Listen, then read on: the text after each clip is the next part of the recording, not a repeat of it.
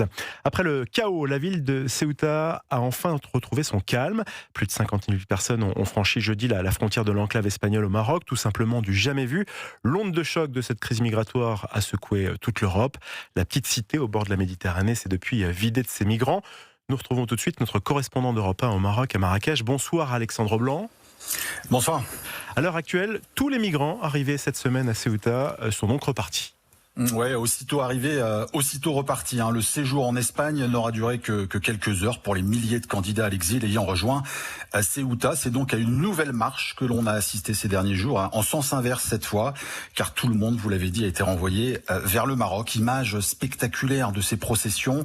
50 000 personnes, des jeunes pour l'essentiel, en tongs, en shorts, certains ayant nagé en Méditerranée au péril de leur vie. Un dernier bilan fait état de 72 noyades, selon les autorités de Ceuta. 2 fois plus, disent des ONG marocaines. Alors les réactions officielles, elles sont nombreuses. Côté espagnol, la dernière en date, c'est celle du roi Felipe VI samedi, qui s'est dit indigné, inquiet et qui soutient les habitants de Ceuta. Côté marocain, en revanche, c'est le silence. Ni le roi Mohamed VI, ni le gouvernement n'ont pris la parole.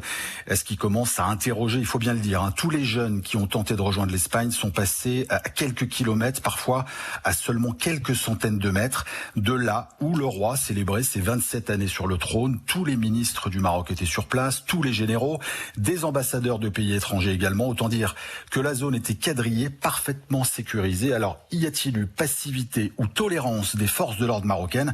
C'est l'interrogation qui domine à présent dans la presse espagnole et sur les réseaux sociaux. Merci Alexandre Blanc pour ces précisions. Alexandre Blanc, correspondant d'Europe 1 au Maroc, à Marrakech.